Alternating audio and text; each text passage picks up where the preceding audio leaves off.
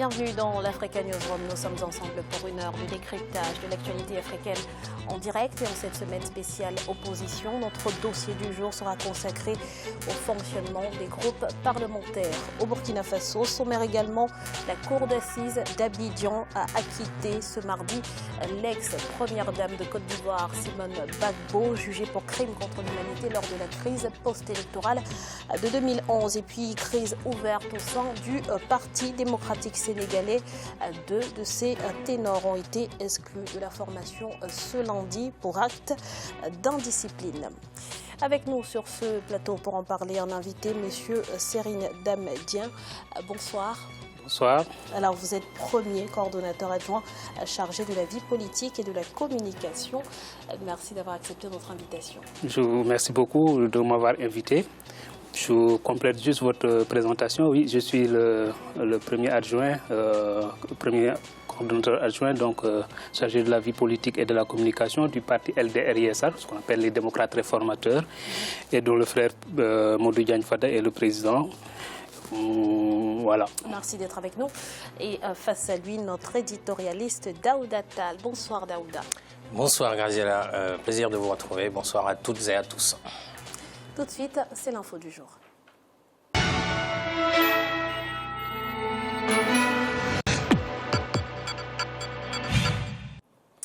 Non coupable contre toute attente, l'ex-première dame de Côte d'Ivoire, Simone Gbagbo, a été acquittée ce mardi 28 mars des chefs d'accusation de crimes contre l'humanité et de crimes de guerre qui pesaient contre elle.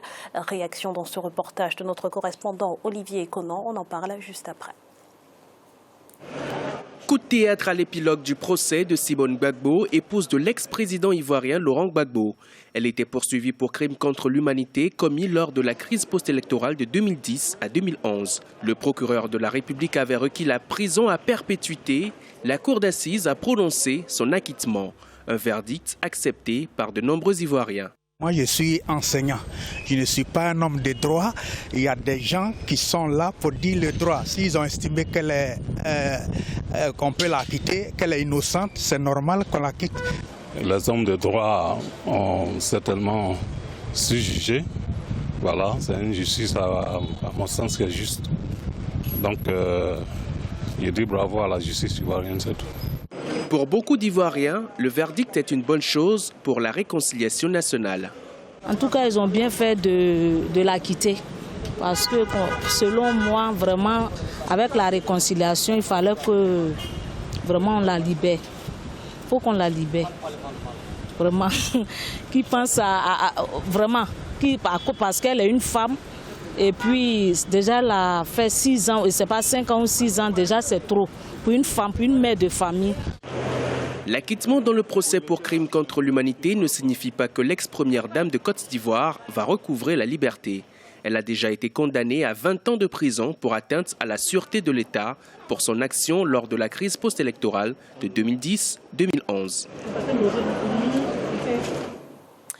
Alors on l'a vu dans le reportage, les Ivoiriens semblent majoritairement satisfaits de ce verdict. Mais Daouda, comment avez-vous accueilli l'annonce de ce verdict? Est-ce que cela vous a surpris? Oui, cela m'a surpris. Non pas parce que je prends position, mais parce que tout simplement quand on voit comment le procès s'est déroulé, il y avait de lourdes charges qui pesaient sur Madame Simone Gbagbo. Donc ça a été quand même un long processus avec des charges assez lourdes. À partir de cet instant-là, avec parfois même des instabilités au niveau du procès, l'accusé qui n'était pas là, etc. Un projet pas tout à fait stable dans son déroulement, pas tout le temps stable. Et donc, c'est surprenant à ce titre-là. Maintenant, je pense qu'on peut aussi se réjouir que la justice ait été dite. C'est la justice de Côte d'Ivoire, c'est la justice officielle. Si elle acquitte Madame Gbagbo pour ces charges-là qui pesaient sur elle, c'est des crimes contre l'humanité.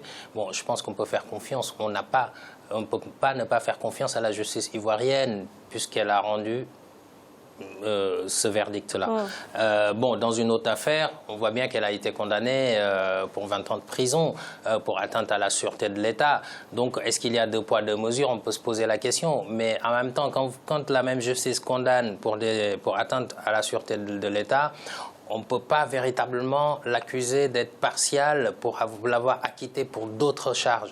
Je pense que là, il y a quand même un enseignement à tirer à ce niveau-là par rapport à ces deux sentences.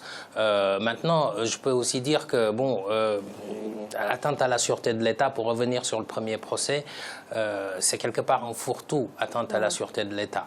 On ne peut pas, vous voulez accuser quelqu'un, condamner quelqu'un, bon, c'est facile de lui coller l'atteinte à la sûreté de l'État. Je ne dis pas que c'est le cas là, mais tout ça semble quand même assez flou quand on compare le premier procès par rapport aux charges qui étaient retenues et le deuxième procès qui a abouti à l'acquittement.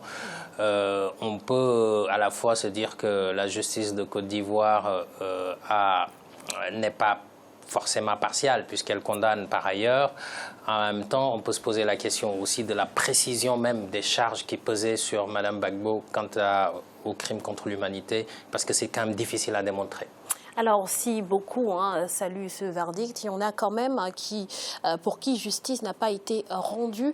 Ils dénoncent le fait qu'il y ait eu des pressions extérieures. Est-ce qu'on peut envisager, Monsieur Diène, qu'il y ait eu justement des pressions lors de ce procès? Je pense que dans toute la justice, il y a toujours des pressions extérieures. Maintenant, il appartient à la justice de savoir ce qu'elle a à faire et donc de rendre le droit. Sur cette question donc, de Simone Gbagbo, je pense qu'il y a 3 niveaux d'analyse, à mon sens. Le premier niveau d'analyse, c'est que, comme Daouda l'a dit, c'est la justice donc ivoirienne qui a rendu un verdict. Le républicain que je suis ne souhaite pas justement commenter donc, si oui ou non le droit a été dit.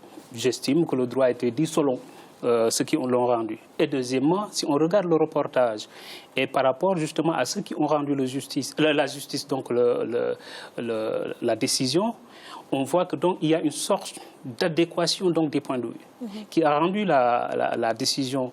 C'est un jury populaire, donc des personnes qu'on choisit dans la population. Et donc, ces personnes-là presque partagent la même impression. L'impression peut ne pas être vraie, mais peut-être partagent la même impression. Or, en matière de justice, ce qui est plus important, je pense que la population doit sentir ou bien avoir l'impression que le droit a été dit. Sur ce rapport, je pense que la population semble avoir l'impression que le droit a été dit. Et je termine par là. C'est que cela pose aussi le problème de la justice, en tout cas de l'équité de la justice. S'il y a crime contre l'humanité entre 2 protagonistes, il ne peut pas y avoir, l'un des protagonistes ne peut pas être le seul responsable, alors que l'autre était avec une rébellion. Donc ça pose un problème. Vous avez parlé de la population, justement, une population pour qui ce verdict est un signe d'apaisement ou qui va dans le sens de la réconciliation. Daouda, est-ce que l'apaisement exclut la justice de manière générale? Non, c'est pas la justice, elle doit être neutre. La justice, elle doit être rendue de manière intelligente, mais elle doit être rendue dans la rigueur. Et la rigueur, c'est ne pas tenir compte de ce souci d'apaisement. Si les faits sont établis, la personne doit être condamnée. Moi, je suis pour cette position. Mais ce que vous relevez, Graziella, est vrai. Il y a quand même un besoin d'apaisement dans la société ivoirienne. Et probablement, cela a pu influencer ce qu'ont rendu ce verdict.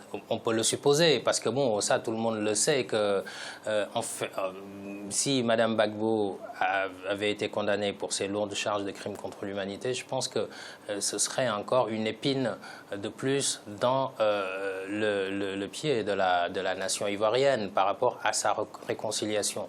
Donc je pense que probablement cela a dû jouer le souci d'apaisement, d'autant plus que pour l'instant, il y a l'autre procès de son mari qui n'a pas encore connu son épilogue. Qui se déroule parallèlement à La Haye. Merci Daouda. La crise au sein du Parti démocratique sénégalais prend une nouvelle dimension. Deux ténors, Pape Samba Mboup et Farba Senghor, ont été exclus ce lundi par le secrétariat national pour acte d'indiscipline. On fait le point tout de suite avec Deo Gracias Podo. C'est à l'issue d'une réunion tenue lundi 27 mars à Dakar que le secrétariat national du Parti démocratique sénégalais, PDS, a décidé de l'exclusion définitive de deux de ses membres et pas des moindres. L'un, ancien ministre chef de cabinet, Pape Samba Mboup, et l'autre ancien conseiller du président Abdoulaye Wade, Farba Senghor, les deux sont accusés d'actes d'indiscipline. Une décision qui a été prise à la suite d'un rapport du secrétaire général national adjoint du parti.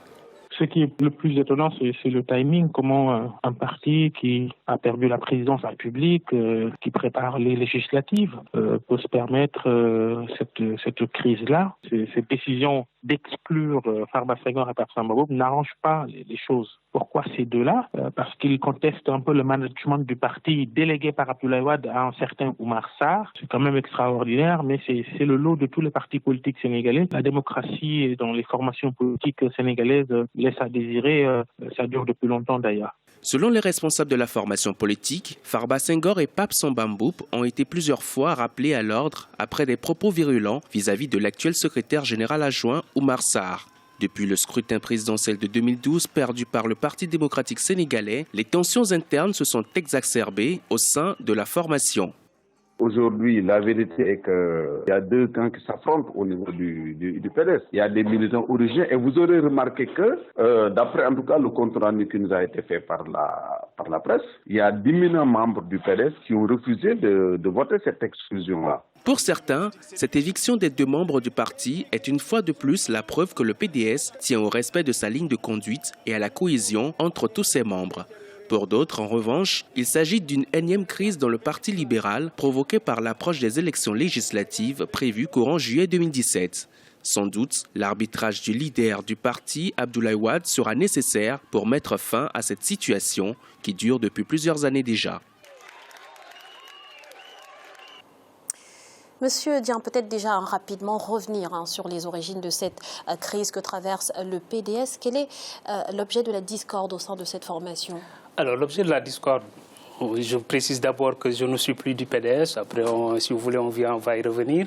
L'objet de la discorde, c'est qu'on accuse Pape Samba Mboup et Farba Senghor, qui quand même sont des compagnons de longue date du président Abdoulaye Wade, d'avoir commis des actes d'indiscipline à l'égard justement premièrement de Karim Wade, qui est le candidat donc, du parti. Mais de quoi s'agit-il concrètement quand on parle d'actes d'indiscipline? Pape Samba Mboup, il a dit formellement que Karim Wade ne serait pas là pour participer aux élections législatives. Et que de toute façon, tous ceux qui se battent pour lui perdent leur temps. Et donc ça, on peut le considérer comme justement des propos qui démobilisent ces militants. Et naturellement, par rapport à la qualification qu'on en fait, il peut y avoir des conséquences justement disciplinaires. Après, pour Farba Senghor, il a un contentieux, ce que je sache, avec le coordinateur du parti, qui est le secrétaire général national adjoint, qui conteste justement sa légitimité, qu'il accuse justement donc de faire une sorte de, on va dire, de ségrégation par rapport à la gestion du parti. Il y a un petit groupe qu'il a formé et il écarte certains teneurs donc du PDS dont lui. Et donc il y a cette sorte de guéguerre. Mais si vous voulez, tout ce problème-là est lié au problème d'organisation du parti que nous avions posé et qui nous a valu aujourd'hui une exclusion du PDS. Alors Daouda, les crises s'enchaînent au sein de cette formation. À qui profite finalement cette situation? Beaucoup pointent du doigt notamment Karim Wade. Quel est son intérêt? Qu'en pensez-vous? L'intérêt de Karim Wade, c'est récupérer le Parti démocratique sénégalais que son père a créé et qui lui avait permis d'accéder au pouvoir, Abdoulaye Wade. Donc vous pensez vous aussi que c'est le responsable de cette situation? Non, je pense pas que... Enfin, en tous les cas, son intérêt à Karim Wade, c'est que le parti soit uni et que les dissidents soit affaibli. Ça, c'est clair et net, pour que lui, il puisse disposer d'un boulevard qui lui permette de dérouler toutes ses ambitions, notamment son ambition présidentielle. Avant cela, il y a les législatives en juillet prochain. Je crois que voilà, toutes les voix qui s'élèvent contre lui sont des voix qui ne sont pas souhaitables dans le parti aujourd'hui, puisque c'est le candidat déclaré à la prochaine présidentielle de 2019, encore qu'on n'y est pas encore. Et il est son retour a été annoncé par le porte-parole du parti, Babacar Gaye, dans le dernier trimestre qui précède les élections législatives du 30 juillet. Mais je pense que c'est un parti qui est quand même en train de se déchirer. Et ça peut profiter au pouvoir, ça peut parallèlement aussi profiter à une partie de l'opposition. Parce que là, vous avez un chef de parti qui ne peut plus se présenter à aucune élection présidentielle, Abdoulaye Wade, puisqu'il y a la limite de l'âge. Il est en France, récemment il était au Qatar, enfin en Arabie Saoudite également. Il veut, le secrétaire général national, Wade, maintient son poste il dirige le parti depuis la France. Et donc, à un moment donné, il y a le secrétaire national adjoint, secrétaire général national adjoint qui est au Sénégal, son porte-parole qui est là-bas, mais il faut dire que le leader incontestable du Parti démocratique sénégalais, ça reste Abdoulaye Wade. Et aujourd'hui, ce parti est victime, pour terminer, d'une sorte de leadership qui n'est pas d'un manque de leadership sur place même. Alors, Farbo Senghor a déclaré ce mercredi qu'il allait mobiliser tous les mécontents du PDS. Monsieur Dieng, est-ce que vous pensez qu'on s'achemine vers un scénario semblable à celui du FPI en Côte d'Ivoire, par exemple? Je ne le pense pas, pour la simple raison est que tous ceux qui ont été exclus du parti, les grands tenors qui ont été exclus du parti depuis Idrissa Seck en 2004, Farba Senghor était l'exécutant. Il était celui qui était devant, qui menait d'abord le combat physique, qui menait le combat des invectives et des injures. Et la même chose qui reproche aujourd'hui à Omar Sarr, c'est la même chose que Modou Diagne Fada, qui est aujourd'hui le patron des démocrates réformateurs, reprochait au parti, pas à Omar uniquement, mais au parti. Et c'est Farba Senghor qui traitait à l'époque Modou Diagne Fada d'être vendu. Donc, je ne pense pas que son œuvre puisse réussir. Il n'a pas les capacités, en tout cas les capacités politiques. Il n'a pas tout le monde derrière pour pouvoir faire ça. Le problème du PDS, c'est la direction. C'est son organisation. Tant qu'il n'est pas organisé, il l'a dit.